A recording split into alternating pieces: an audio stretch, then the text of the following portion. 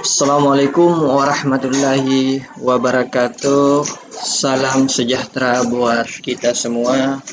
Mudah-mudahan kita selalu diberikan kesehatan dan selalu dikuatkan untuk terus belajar dan menambah wawasan. Ananda sekalian, jangan lupa selalu semangat untuk belajar dari rumah dan selalu jaga kesehatan, patuhi protokol kesehatan dengan 3M. Ananda sekalian, sebelum kita memulai materi pada pertemuan kali ini atau pada video kali ini, saya harap untuk Ananda sekalian menyiapkan alat tulisnya. Jika ada yang dianggap penting, silahkan ditulis dan dipahami baik-baik.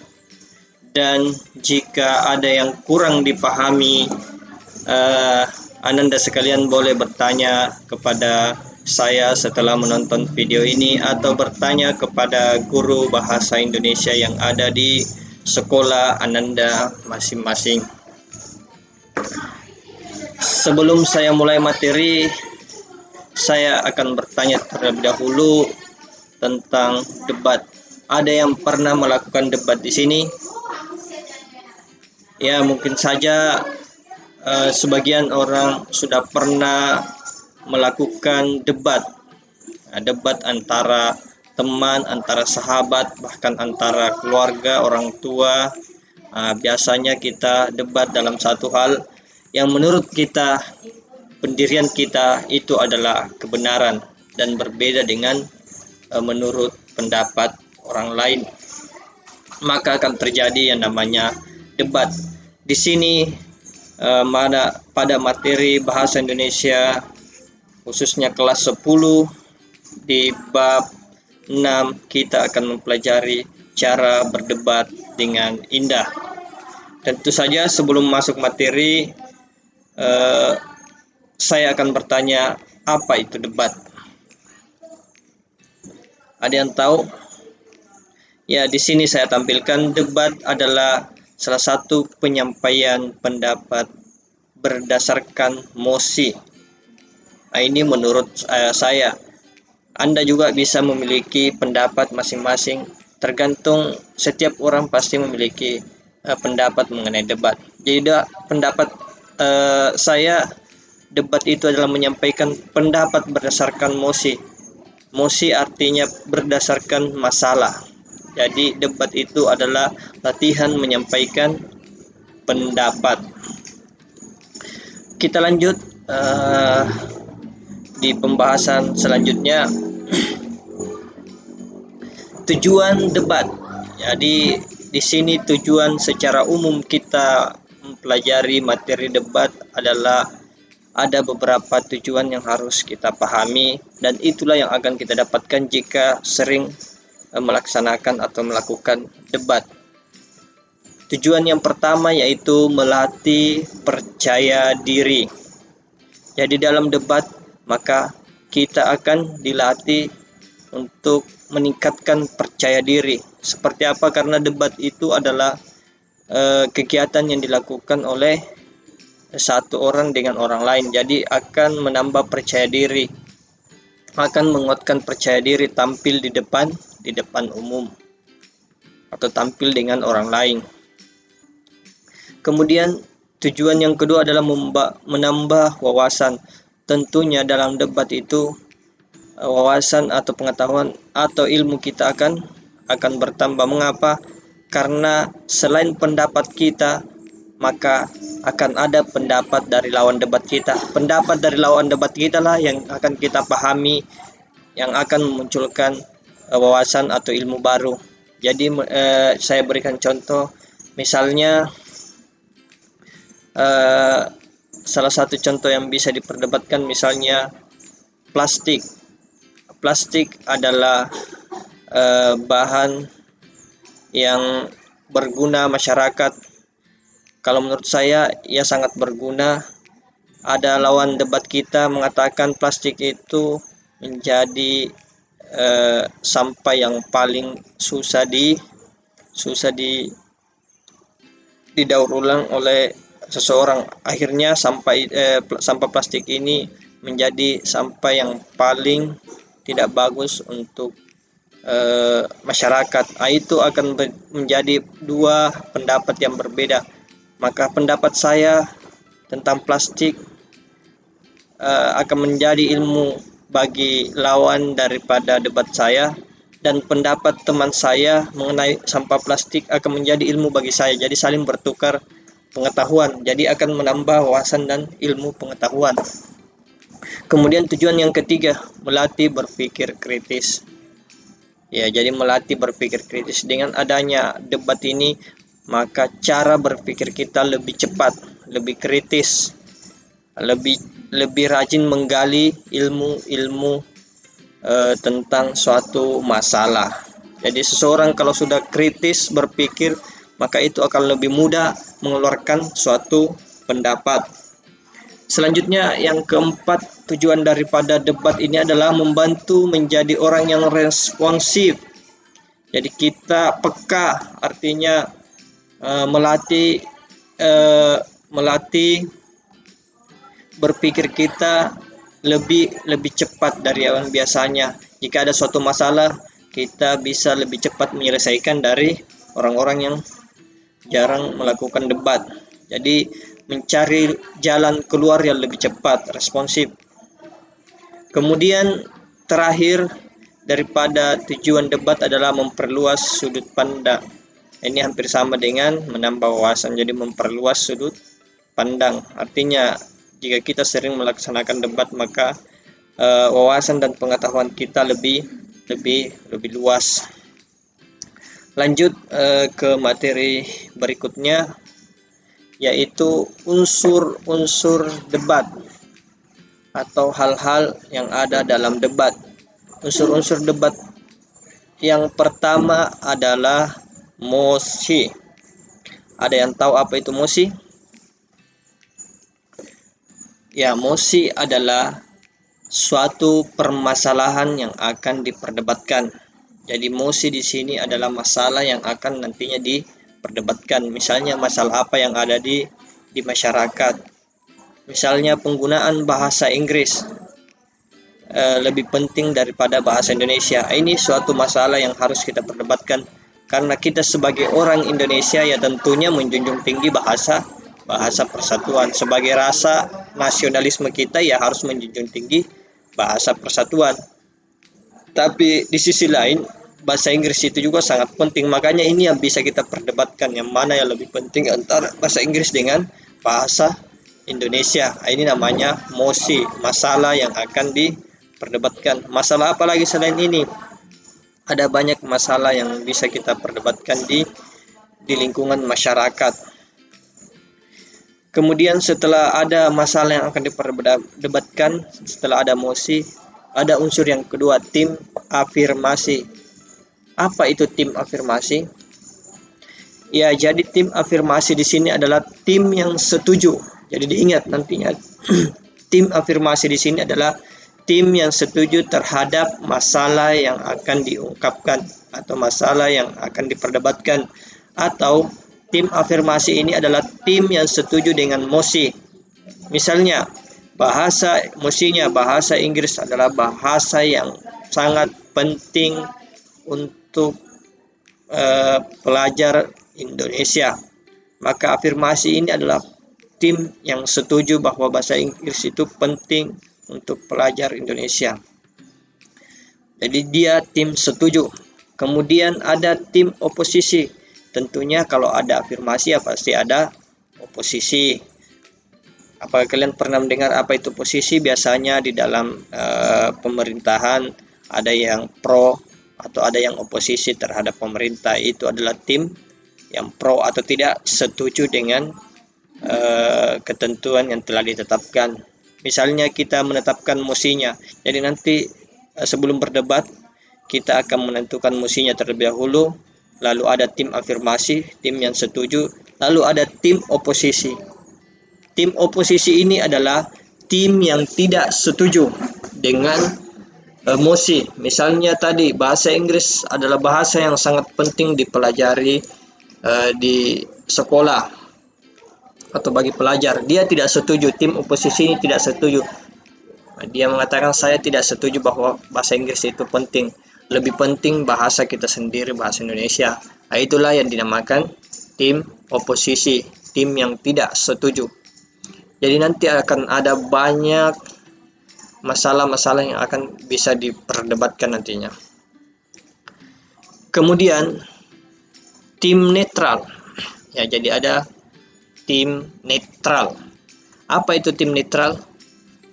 Tim netral di sini adalah tim yang tidak berpihak kepada afirmasi dan oposisi. Tim netral di sini memberikan masukan-masukan antara afirmasi dan oposisi. Masukannya itu berupa masukan yang tidak berat sebelah atau tidak berpihak antara afirmasi dan oposisi.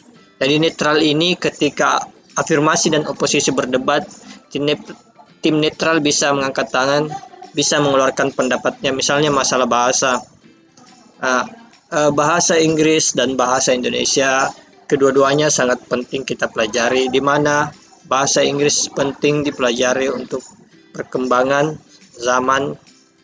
Kemudian bahasa Indonesia tetap kita pelajari karena itu adalah bahasa nasional, adalah bahasa kebanggaan kita. Jadi tim netral itu mengeluarkan pendapat sesuai dengan kaidahnya atau tidak berpihak antara tim afirmasi dan tim oposisi. Selanjutnya unsur-unsur debat yaitu penonton atau juri. Jadi dalam debat itu akan ada juri atau penonton yang menilai kita. Ya, jadi akan ada juri atau penonton. Yang terakhir dalam debat ada notulen. Apa itu notulen? Notulen sama dengan notulis. Kalau dalam diskusi namanya sekretaris. Jadi dia akan menulis pernyataan-pernyataan yang dianggap penting dari afirmasi dan oposisi maupun netral. Jadi membuat catatan-catatan rangkuman. Itu adalah notulen atau notulis atau sekretaris. Sampai di sini Ananda sekalian, saya rasa sudah dipahami. Apabila sudah dipahami, kita akan lanjut di penjelasan berikutnya. Sekali lagi saya ingatkan, tetap menyediakan alat tulis. Jika ada yang dianggap penting, silahkan ditulis di buku catatannya masing-masing. Ya, kita lanjut. Ya, sekarang adalah ragam bahasa debat. Tentunya debat itu menggunakan bahasa. Dalam bahasa, banyak bahasa yang tidak sesuai dengan kaidah bahasa Indonesia. Bahasa yang digunakan dalam debat itu harus menggunakan bahasa yang benar. Jadi ada dua jenis bahasa secara umum, yaitu bahasa yang benar dan bahasa yang baik. Yang digunakan dalam debat itu adalah bahasa yang benar. Bedanya bahasa yang benar dan bahasa yang baik apa? Siapa yang bisa mengetahui? Bahasa yang benar itu adalah bahasa yang sesuai dengan Kamus Besar Bahasa Indonesia, itu bahasa yang benar. Kalau bahasa yang baik adalah bahasa yang digunakan sesuai dengan lingkungan tertentu, itu bahasa yang baik. Saya berikan contoh menggunakan bahasa yang baik. Misalnya kalian di sekolah menggunakan bahasa yang baik. Bahasa yang baik seperti apa? Yang sopan, yang santun. Kemudian kalian di pasar disuruh berbelanja oleh orang tuanya, yaitu harus menggunakan bahasa yang baik. Jangan menggunakan bahasa yang benar. Kalau menggunakan bahasa yang benar pada saat Anda berbelanja, maka penjualnya akan kerepotan. Maka penjual itu merasa heran. Misalnya menggunakan bahasa yang benar, membelikan. Saya boleh bertanya, berapakah 1 kilo harga ikannya? Penjualnya mengatakan 10.000 mas. Bolehkah saya menawarnya dengan harga 5.000? Nah, itu kan tidak enak, tidak efektif. Artinya bahasa yang baik itu dilakukan di lingkungan tertentu. Kalau kalian di pasar ya menggunakan bahasa pasar, menggunakan bahasa daerah. Jika penjualnya pintar berbahasa daerah. Jika kalian di rumah bersama orang tua ya menggunakan bahasa yang baik, yang sopan, yang santun. Kalau bahasa daerah orang tuanya bahasa daerah juga. Yang sampai orang tuanya berbahasa daerah, kalian berbahasa Indonesia yang benar. Nah, ambilkan dulu cucian. Bolehkah saya menunda sebentar, Bu? Nah, itu kan tidak efektif. Jadi intinya di sini bahasa yang baik itu digunakan di lingkungan tertentu. Dalam debat, bahasa yang digunakan dalam debat itu adalah bahasa yang benar, yang baku. Jadi tidak boleh menggunakan bahasa yang baik dalam debat. Tidak boleh menggunakan bahasa gaul. Harus menggunakan bahasa yang formal, bahasa yang benar. Ragam bahasa dalam debat yang pertama adalah kaidah bahasa baku. Ini sudah saya jelaskan tadi. Kaidah bahasa baku itu adalah bahasa yang benar sesuai dengan Kamus Besar Bahasa Indonesia. Kemudian yang kedua, idenya harus fakta dan logis. Jadi kalimat atau ragam bahasa yang dikeluarkan harus bersifat fakta dan logis. Apa itu fakta? Ya sesuai dengan kenyataan, harus logis. Jadi ide-ide yang dituangkan dalam debat itu nantinya harus logis, harus kita bisa pertanggungjawabkan bahwa apa yang kita katakan itu adalah kebenaran. Tidak boleh menggunakan ide yang belum tentu kebenarannya. Kemudian yang ketiga, kata harus denotatif. Jadi ada dua kata yang sering muncul dalam karya sastra, yaitu denotatif dan konotatif. Namun dalam debat ini kita harus menggunakan kata denotatif. Denotatif itu adalah kata yang sesuai dengan pengertiannya, atau kata yang sesuai dengan maknanya. Kalau konotatif, kata yang bermakna ganda. Saya berikan contoh kata denotatif. Nanti penjelasannya di slide selanjutnya. Yang pertama, kata baku. Kata baku itu adalah kalimat yang efektif, tidak menyalahi kaidah fonologi. Contoh, di sini ada contoh kata yang baku dan kata yang tidak baku yang seharusnya.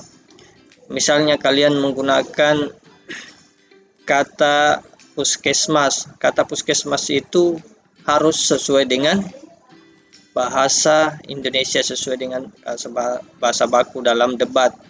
Jadi puskesmas harus sesuai, tidak menggunakan huruf kapital dalam penulisan puskesmas. Kemudian standar, tidak menggunakan huruf T terakhir.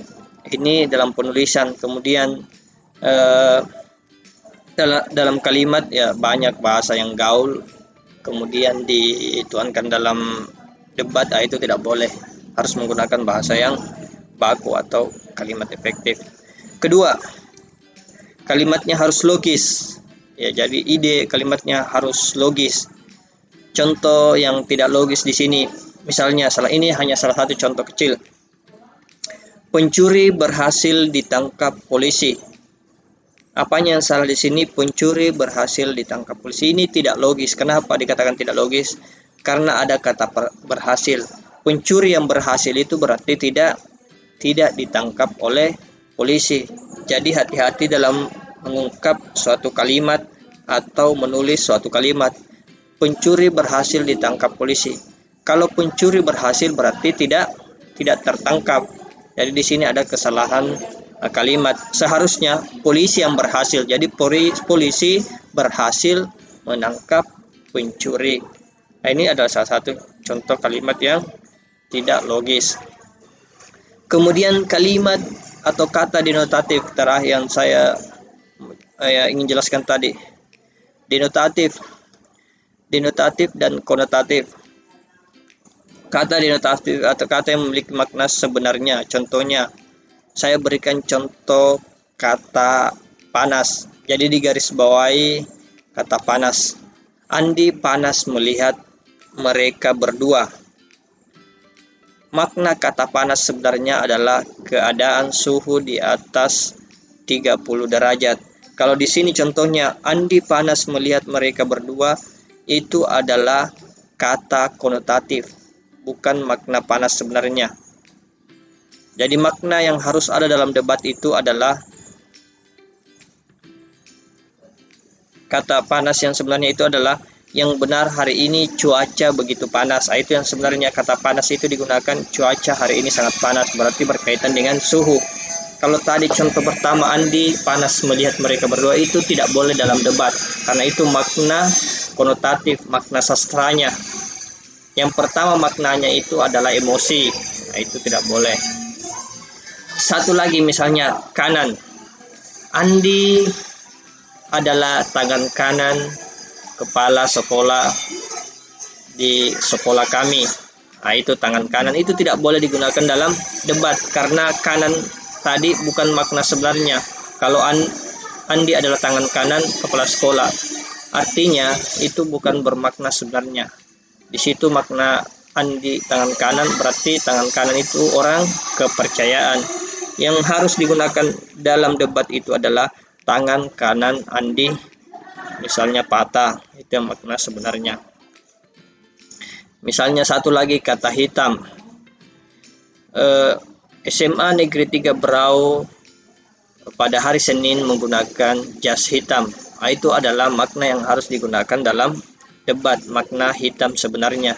Makna hitam sebenarnya itu berkaitan dengan warna gelap. Jadi yang tidak boleh digunakan dalam kata hitam di debat adalah misalnya Andi memiliki ilmu hitam